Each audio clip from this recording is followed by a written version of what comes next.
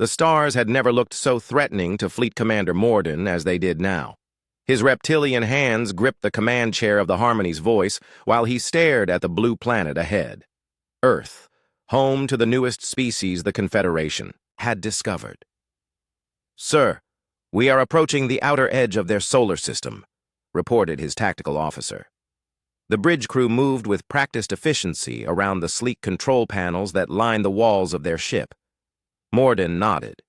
The Harmony's voice was the pride of the Confederation fleet. 800 meters of curved metal and energy shields, armed with the most advanced plasma weapons their civilization had ever built. No species had ever failed to surrender when faced with such overwhelming power.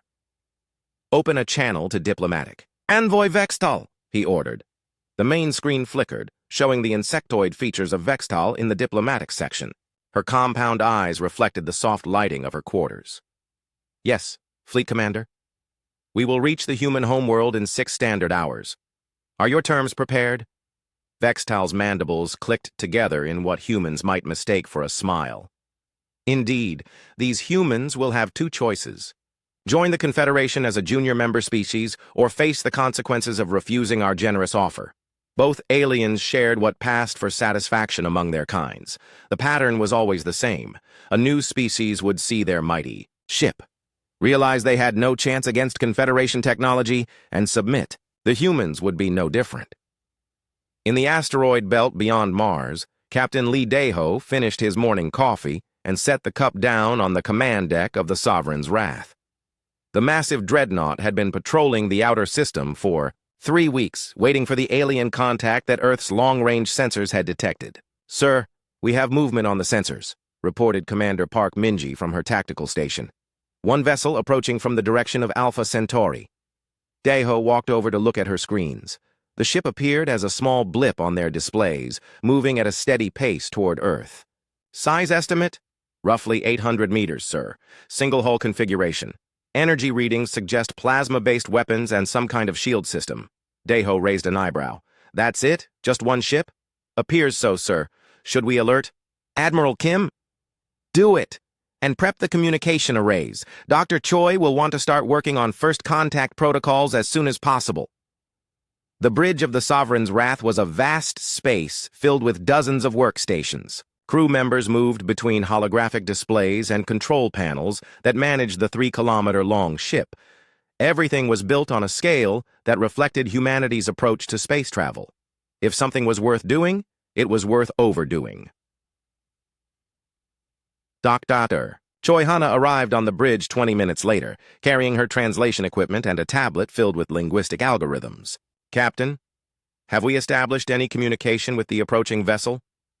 "Not yet. They seem to be broadcasting on multiple frequencies, but nothing we can understand yet. That's your department." Choi nodded and moved to the communication station. She plugged in her equipment and began running the alien signals through her translation programs. "This is fascinating. The mathematical concepts are similar to ours, but the linguistic structure is completely alien." On the alien ship, Morden studied his own sensor readings with growing confusion. "Tactical officer, run another scan of the inner system. These readings cannot be correct." The young officer's scales shifted color with nervousness. "Sir, I have run the scan 5 times. The readings are consistent. There appears to be a large vessel in the asteroid field." "How large?" "Unknown, sir. It is partially hidden behind several asteroids, but the energy signature suggests something significant." Vextal's voice crackled over the communication system. "Fleet Commander, what is our status?" "We may have encountered a human patrol vessel. Nothing to concern yourself with, Envoy. No primitive species could possibly pose a threat to the Harmony's voice." But Morden felt a cold sensation in his stomach that had nothing to do with the ship's climate control. Back on the human Dreadnought, Admiral Kim Junho appeared on the main screen from Earth Command. His weathered face showed the strain of being humanity's top military commander. "Captain Daho, what's our situation?" "One alien vessel approaching, sir. 800 meters, moderate weapons capability. Dr. Choi is working on communication." "Protocols. Understood. Follow standard first contact procedures. Escort them to the designated meeting area in neutral space. Try to look friendly." Deho almost smiled at that. The Sovereign's wrath had been designed for war, not diplomacy. Its angular hull was covered in armor plating thick enough to stop. Nuclear weapons. Massive rail guns ran along its length like the spines of some prehistoric monster. The ship looked exactly like what it was, a weapon built to protect humanity from anything the galaxy might throw at them. "Sir," called out Lieutenant Kang Soo-hyun from the weapons station, "should I power down our offensive systems? We might appear threatening to the visitors." Negative. Standard patrol configuration. "We don't know their intentions yet, Commander." Park looked up from her displays. "Sir, they've changed course. They're heading directly for Earth now. Time to intercept? If we break cover now, we can reach them in 40 minutes. Deho made his decision. Take us out, full burn toward the alien vessel. Signal them that we're approaching for escort duty." The Sovereign's wrath emerged from behind a large asteroid like a metal mountain coming to life. Its massive engines lit up the surrounding space as it accelerated toward the alien ship. Every piece of armor and every weapon became visible as the Dreadnought left the shadow of the rocks. On the Harmony's voice, alarms began screaming. "Fleet Commander." The tactical officer's voice cracked with panic. "The human vessel. Sir, it's enormous." Morden stared at his screens in disbelief. The ship approaching them was larger than anything in the Confederation fleet. It was larger than their space stations. It was larger than some of their colonies. "Weapons analysis," he croaked. "Sir, I count at least 40 major railgun installations. Unknown number of missile ports. Armor thickness appears to be... Sir, this cannot be correct. What is it? Their armor appears to be thicker than our main battle shields." Vextal's panicked voice filled the bridge. "What is happening?" "My quarters are shaking!" Morden tried to keep his voice steady. "We have encountered a human patrol vessel. Remain calm." But he was anything but calm himself. In all his years of service, he had never seen anything like the metal monster approaching them. And if this was just a patrol ship, what did their main fleet look like? On the human ship, Dr. Choi finally got a translation breakthrough. "Captain, I'm getting something from them. Basic mathematical concepts followed by what might be a greeting. Can you respond?" "Working on it now, sir." She began transmitting humanity's first message to an alien species. Simple mathematical sequences, followed by a peaceful greeting in the basic linguistic patterns she had identified. The response came back immediately. But it wasn't the confident demand for surrender that the aliens had originally planned to send. Instead, it was a nervous request to know their intentions. Deho looked at the tiny ship on his screens and felt a moment of sympathy for whoever was inside it. They had probably expected to find primitive humans living in simple spacecraft. Instead, they found themselves facing a dreadnought that could destroy their entire fleet without taking damage. "Dr. Choi, transmit our standard escort message. Tell them we're here to guide them to a safe meeting location." As the two ships moved through space together, neither side fully understood what had just happened. The aliens thought they were being escorted by humanity's most powerful warship. The humans thought they were providing a friendly welcome to visitors who clearly had much smaller ships than they were used to. The first contact between humanity and the Confederation had begun with a fundamental misunderstanding that would shape everything that followed. And somewhere in the back of his mind, Captain Deho wondered why the aliens seemed so nervous about meeting a single patrol vessel. The neutral meeting station had been built in just 3 days. Human construction crews worked around the clock to create a simple but functional diplomatic facility in the empty space between Earth and Mars. It was nothing fancy, just a basic ring structure with meeting rooms, life support, and docking bays for both human and alien ships. Dr. Choi Hana checked her translation equipment one final time as she prepared to leave the Sovereign's wrath. Captain Deho stood beside her in the shuttle bay, adjusting his dress uniform. Neither of them realized they were about to make history in the most awkward way possible. "Remember, Captain," Choi said, "we don't know anything about their social customs yet. Try to appear relaxed and friendly." Deho nodded. Relaxed and friendly came naturally to him. He had spent years commanding ships and dealing with difficult situations by staying calm and treating everyone with basic respect. He had no idea that this approach would terrify the aliens. On the Harmony's voice, Vextal prepared for what she expected to be a simple negotiation. Her diplomatic robes glittered with the symbols of Confederation authority. Fleet Commander. Mordun would accompany her as military advisor, though she doubted they would need to discuss military matters. The sight of their impressive ship should be enough to convince these humans to cooperate. Envoy, Mordun said quietly as they entered their shuttle. I must advise caution. That human ship is unusually large. Vextal's compound eyes reflected her annoyance. Size means nothing, Fleet Commander. Our weapons are the most advanced in the galaxy. These humans are probably just compensating for primitive technology with crude bulk. Both alien shuttles launched toward the meeting station at the same time. The difference was immediately obvious. The human shuttle was a simple, functional craft designed to move people safely from one place to another. The alien shuttle gleamed, with decorative metals and energy fields, designed to impress primitive species with its advanced appearance. Inside the station's main meeting room, the two groups faced each other across a simple metal table. The humans had brought folding chairs and a coffee maker. The aliens had brought ceremonial cushions and a device that projected their authority symbols into the air. Dr. Choi activated her translation system and spoke the first words of official first contact. Greetings. We welcome you to our solar system and hope for peaceful relations between our peoples. The translation came through clearly to the aliens, but what they heard was filtered through their expectations of how powerful species behaved. To them, the casual tone sounded like the condescending politeness of a superior addressing inferiors. Vextal responded with the formal greeting she had prepared. We are representatives of the Galactic Confederation of Peaceful Worlds. We offer your species the opportunity to join our alliance as junior members. Captain Deho poured himself a cup of coffee and offered some to the aliens. They declined, interpreting the casual gesture as either supreme confidence or dangerous unpredictability. In their culture, important negotiations involved formal rituals and displays of status. The human approach of treating them like equals suggested either mockery or the confidence of someone who held all the power. We appreciate your offer, Choi translated Deho's response. We would like to learn more about your confederation and discuss what kind of relationship might benefit both our peoples. This was not the response Vextal had expected. Primitive species were supposed to either submit immediately or make futile threats. The humans were doing neither. They were acting like they had choices in the matter. Perhaps you do not understand, Vextal said, her mandibles clicking with growing irritation. The Confederation includes thousands of worlds. Our technology is beyond anything your species has achieved. Joining us is not optional for species in this region of space. Daiho took a sip of his coffee and considered this.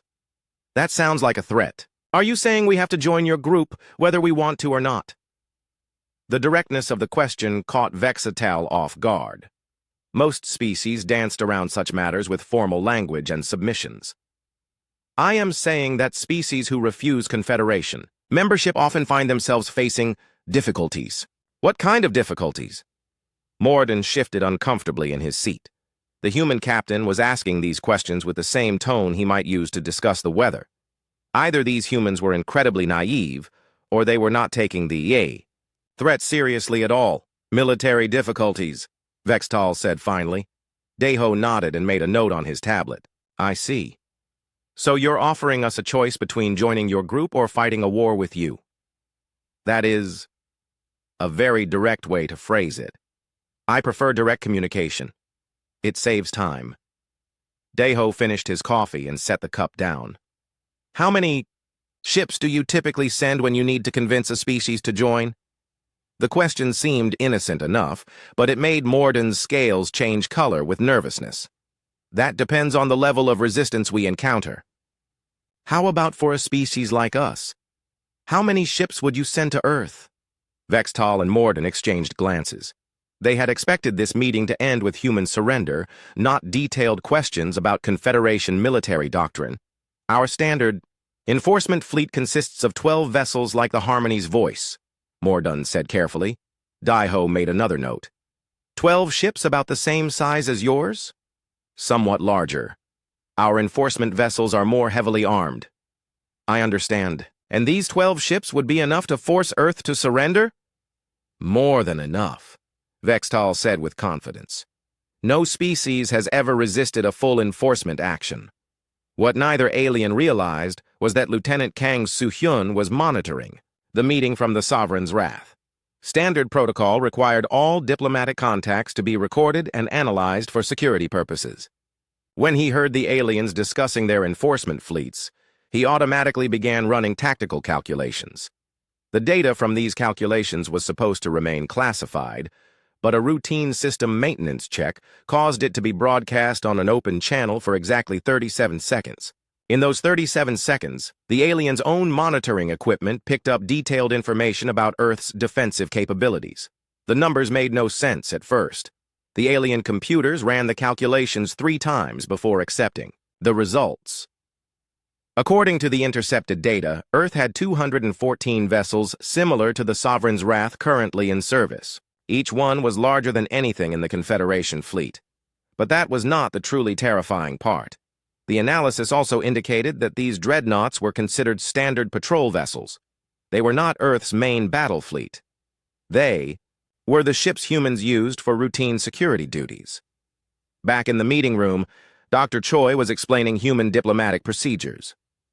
Our government will need time to consider your offer.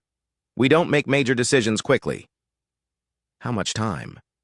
Vextal asked. A few months, probably, maybe a year. We'll want to send our own diplomatic missions to visit some of your worlds, meet your other member species, understand how your government works. The aliens stared at her in shock. A few months? Most species surrendered within hours of seeing a Confederation ship. These humans were talking about extended negotiations as if they had all the time in the world.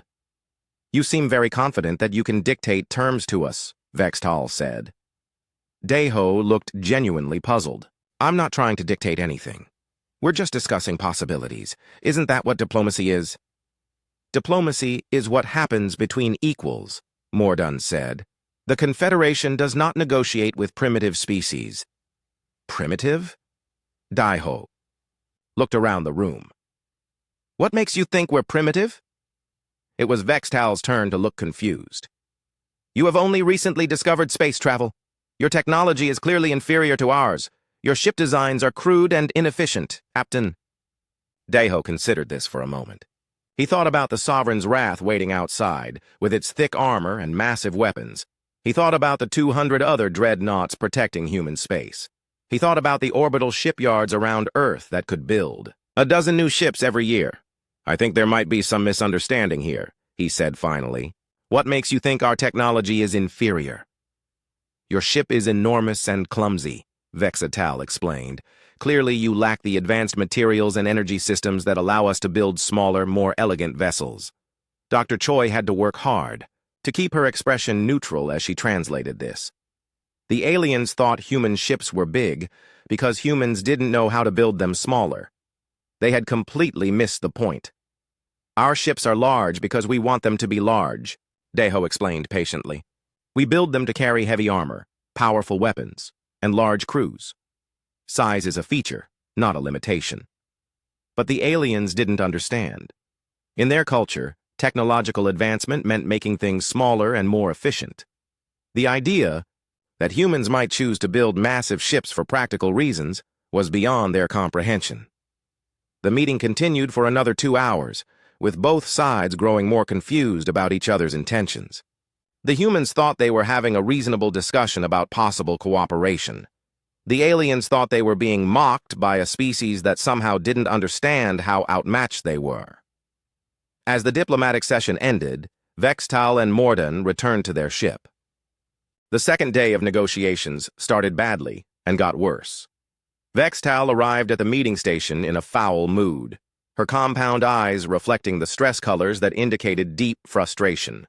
The humans were not behaving like any species she had encountered before.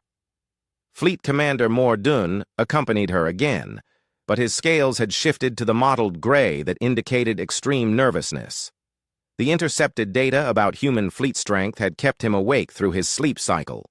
200 dreadnoughts. The number seemed impossible, but their sensors didn't lie. Captain Daeho arrived with Dr. Choi as before, but this time he brought along Commander Park Minji. The tactical officer carried a small tablet containing standard human diplomatic information. trade data, cultural exchanges, and basic fleet movements that were considered routine. "Good morning," Deho said, settling into his folding chair with another cup of coffee. "I hope everyone slept well." The casual greeting made Vextal's mandibles click with annoyance. In Confederation culture, formal negotiations began with ritual, acknowledgments of status and power. The human insistence on treating this like a friendly conversation was either mocking or showed dangerous ignorance of proper protocol. "We have reviewed your proposals from yesterday," Vextal said stiffly. "The Confederation Council finds them unacceptable." Dr. Choi translated carefully, noting the increased tension in the alien's voice. "May I ask what specifically concerns them? Your species shows insufficient respect for Confederation authority. You speak as if you have options in this matter." Commander Park looked up from her tablet. "Don't we have options?" The directness of the question caught both aliens off guard. Morden's scales shifted to deeper gray. "You have the option of joining, willingly, or being forced to join." "That's not really an option," Park pointed out. "That's just choosing how something happens that's going to happen anyway." Captain Deho nodded agreement. "We prefer actual choices. What if we don't want to join your confederation at all? Then you face the consequences," Vextal said, her voice rising slightly. "What consequences, specifically?" Morden leaned forward, trying to project authority despite his growing nervousness. "Military action. Conquest. Your world becomes a Confederation territory instead of a member." Deho considered this while sipping his coffee. "And you think your military can conquer Earth?" "We know it can," Vextal said with forced confidence. "No species has ever successfully resisted Confederation forces." What happened next was entirely routine for the humans and completely catastrophic for the aliens. A Confederation scout ship, nervous about the long negotiations and convinced that humans were planning some kind of trap, decided to probe human defenses. The scout ship fired a single plasma bolt at a human supply vessel that was approaching the meeting station. The bolt was intended as a warning shot, fired from maximum range to avoid actually destroying the human ship. The plasma hit the supply vessel's armor and dissipated harmlessly. The human ship didn't even slow down. On the Sovereign's wrath, alarms began sounding immediately. Lieutenant Kang Soo-hyun looked up from his weapons console in surprise. "Sir, sensors show weapons fire in the meeting area." Captain Deho's coffee cup hit the table with a sharp clink. "Casualties?" "Negative, sir. Looks like a plasma bolt hit one of our supply ships. No damage reported."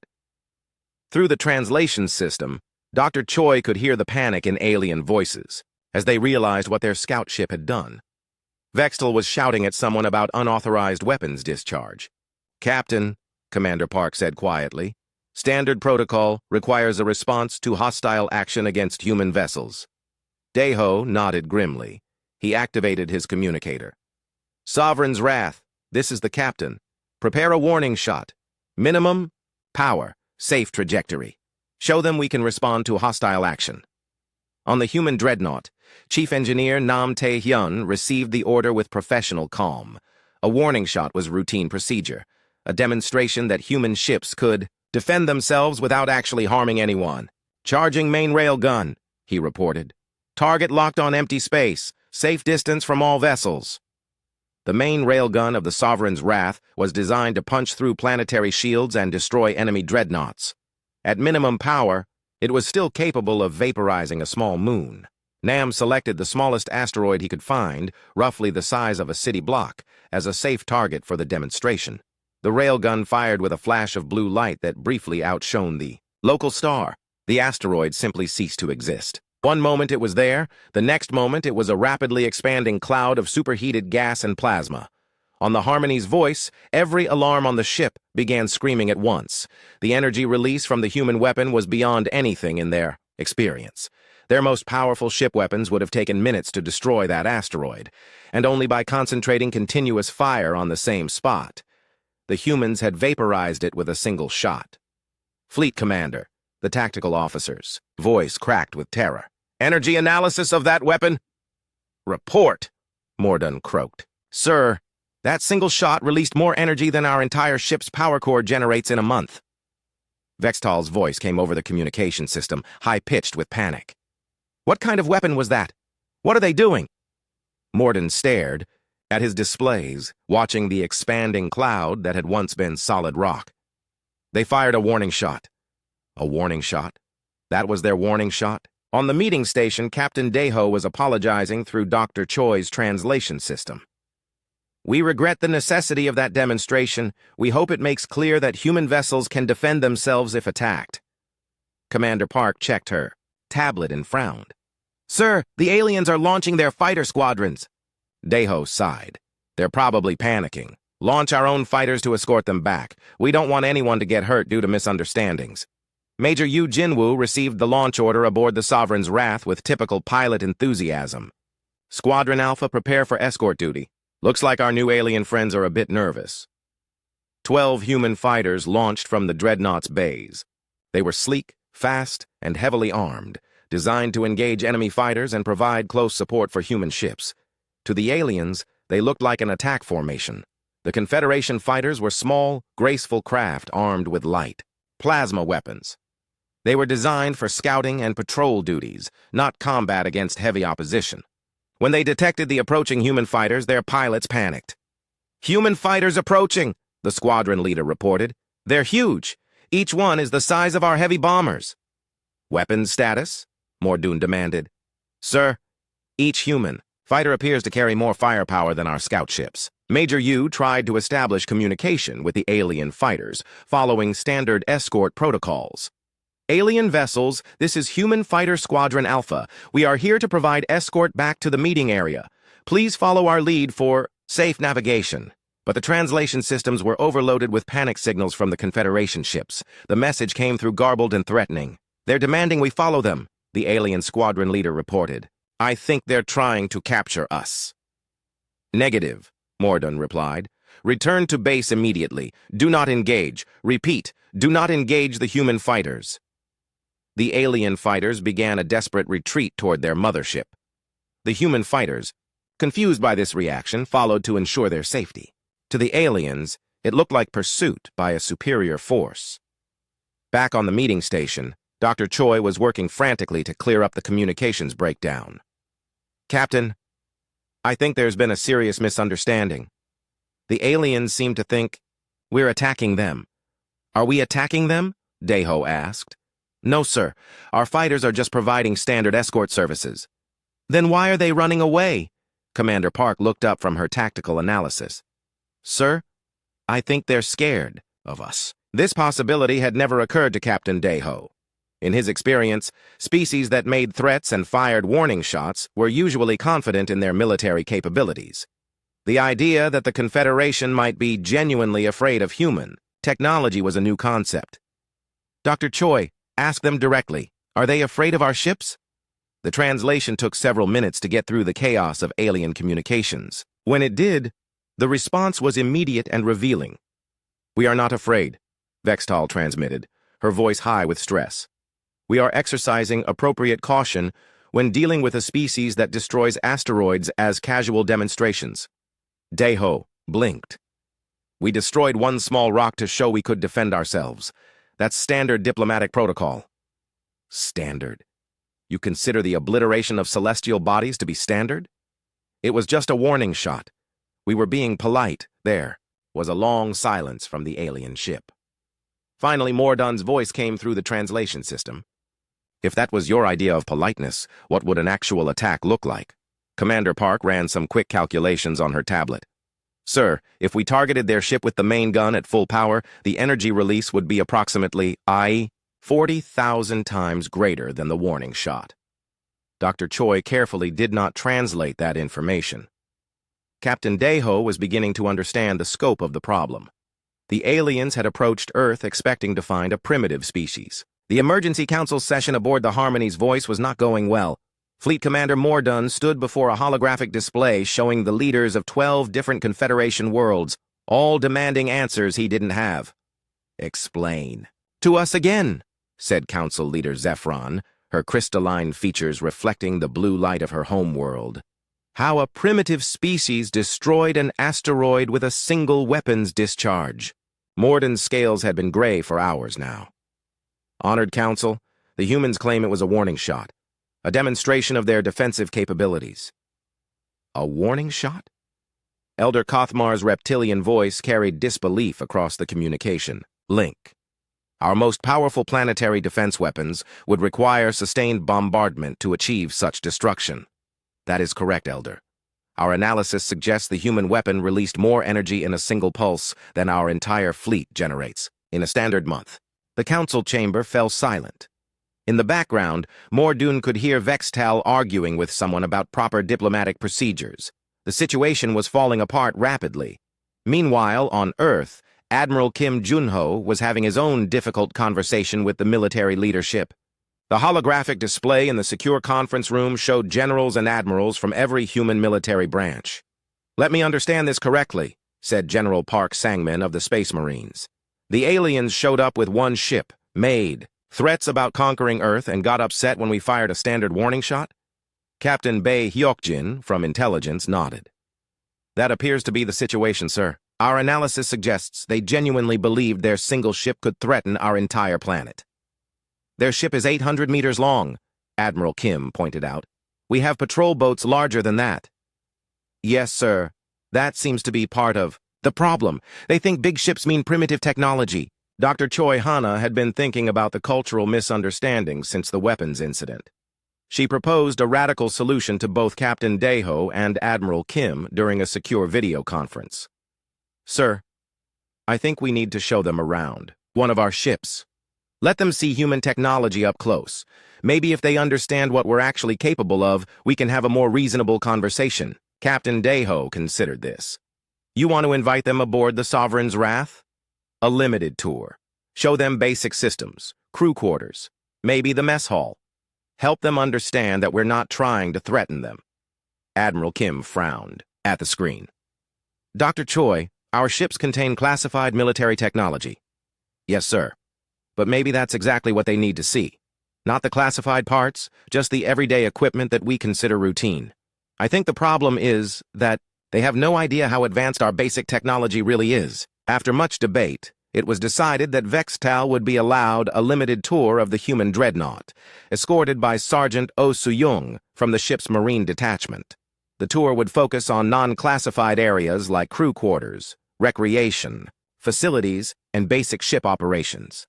Sergeant Oh was chosen specifically because she represented the human approach to military service, professional, competent, and completely unpretentious. She treated her job as a Marine like any other career, without the dramatic posturing that characterized Confederation military culture. Vextal arrived on the Sovereign's Wrath expecting to find a primitive vessel held together by crude engineering and brute force. Instead, the airlock opened to reveal corridors lined with advanced materials she couldn't identify, lighting systems that produced perfect illumination without visible sources, and air that felt cleaner and more comfortable than anything on her own ship. "Welcome aboard," Sergeant O said through the translation system. "I'm supposed to show you around some of the non-sensitive areas of the ship. Is there anything specific you'd like to see?" Vextal looked around the corridor with growing confusion. The walls appeared to be made from some kind of composite material that was both lighter and stronger than anything in Confederation technology. The floor had a slight give to it that made walking comfortable over long distances, suggesting advanced ergonomic engineering. "This is a military vessel?" she asked. "Yes, ma'am. Standard Dreadnought configuration. She's not the newest ship in the fleet, but she's reliable." O led Vextal through the crew quarters first. Each room was larger than officer accommodations. On Confederation ships, with private bathrooms, entertainment systems, and environmental controls that allowed individual crew members to adjust lighting and temperature to their preferences. "How many crew members does this ship carry?" The emergency session of the Confederation High Council lasted 18 hours. Representatives from 47 worlds participated by holographic link, their faces showing various degrees of shock, fear, and disbelief as Vextal delivered her report. "You claim that individual human soldiers possess capabilities exceeding our battle mechs?" Elder Kothmar asked for the third time. "That is correct, Elder. I witnessed a human Marine punch through reinforced steel using only his standard combat armor." The sergeant treating this demonstration described it as routine training equipment. Council leader Zephron's crystalline features shifted through several colors as she processed this information. And their ship capabilities? Fleet Commander Morden answered from his position aboard the Harmony's voice. Honored Council, our analysis confirms that the human vessel carries more firepower than our entire First Contact fleet. Furthermore, they describe it as a standard patrol ship, not a primary battle vessel. How many such ships do they possess? Intelligence estimates suggest over 200 similar vessels, with production capabilities for more. The council chamber fell silent except for the hum of communication equipment. Finally, Grand Elder Vorthon spoke from his ancient throne on the Confederation capital world. What are your recommendations? Vextal had spent hours preparing for this question. Honored Elders, I believe we have encountered a species so technologically advanced that traditional Confederation expansion policies are impossible. We cannot conquer them. We cannot threaten them. We can only hope to coexist peacefully. Are you suggesting surrender? Demanded War Leader Krixtal. I am suggesting survival, War Leader. The humans could destroy our entire civilization, but they seem uninterested in conquest. They appear to prefer diplomatic solutions. Meanwhile, on Earth, a very different conversation was taking place in the secure conference room of Earth Defense Command. Admiral Kim Junho sat at the head of a table surrounded by military leaders, diplomats, and scientists. The situation is clear, said Captain Bay from Intelligence. The Confederation approached us expecting to find a primitive species they could easily intimidate. Instead, they discovered that we possess overwhelming technological superiority. Dr. Choi leaned forward. The question is what we do with this information. They're terrified of us now. Good, growled General Park from the Marines. Maybe that will make them think twice about threatening other species. Admiral Kim raised his hand for silence. Our primary concern is establishing peaceful relations. Fear is not a stable foundation for diplomacy. Sir, Captain Deho said from his position aboard the Sovereign's Wrath, I've been thinking about this situation. The aliens seem to operate under the assumption that more powerful species naturally dominate weaker ones. Maybe we need to show them that humans think differently. What do you suggest? A gesture of goodwill, something that demonstrates our intentions are peaceful, despite our capabilities. The idea that emerged from this discussion was unprecedented in galactic history. Earth would voluntarily reduce its military presence during negotiations, moving most of the patrol fleet away from the meeting area. Only the Sovereign's Wrath would remain, and Captain Deho would invite the entire Confederation delegation aboard for a formal dinner. The invitation created chaos aboard the Harmony's voice. Vextal stared at the message with confusion and growing panic. They want us to come aboard their ship? All of us? It appears to be a formal diplomatic dinner, Dr. Choi's translated message explained. A gesture of friendship and respect between our peoples. Morden's scales had been gray so long that his crew was beginning to worry about his health.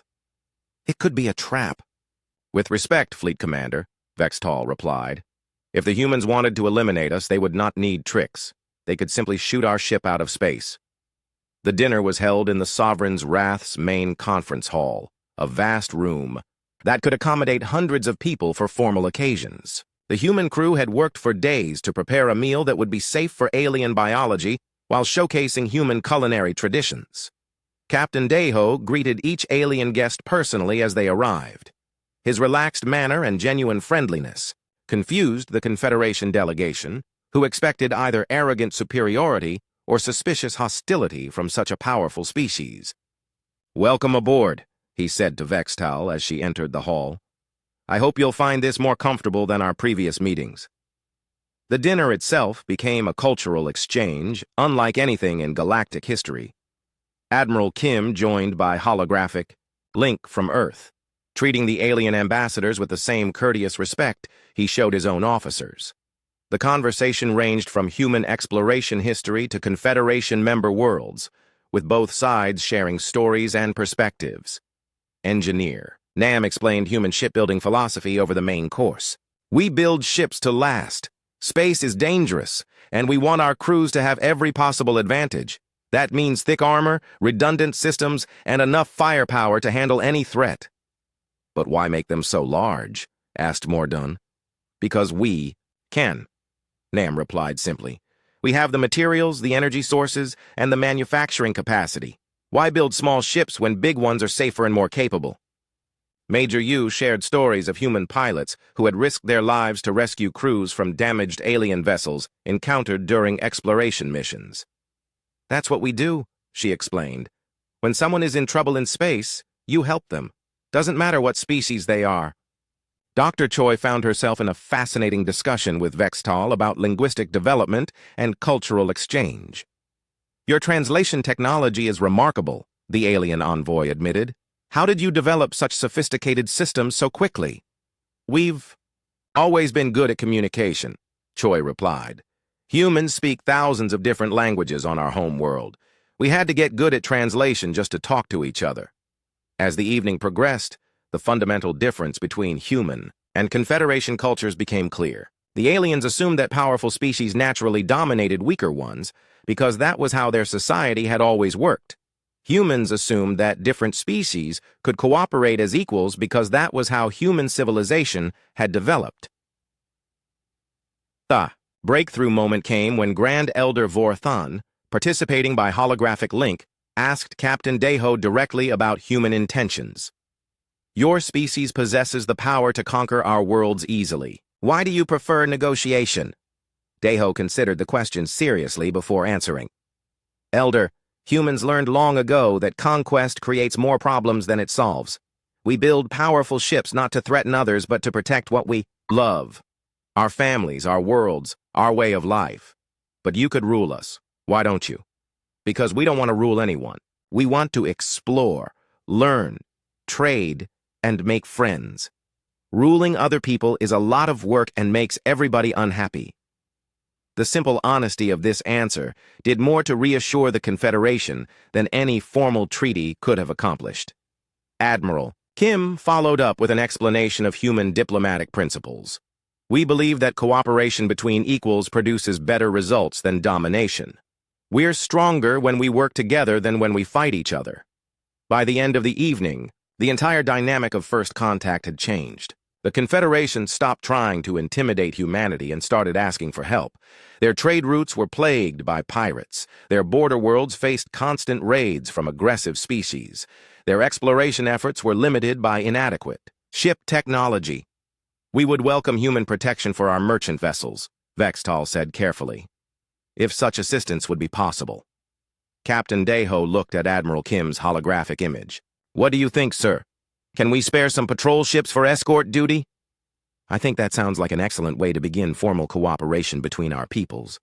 6 months later, the sight of human dreadnoughts peacefully escorting Confederation ships had become routine throughout the local region of space. The massive human vessels, once seen as terrifying symbols of conquest, were now welcomed as protective guardians.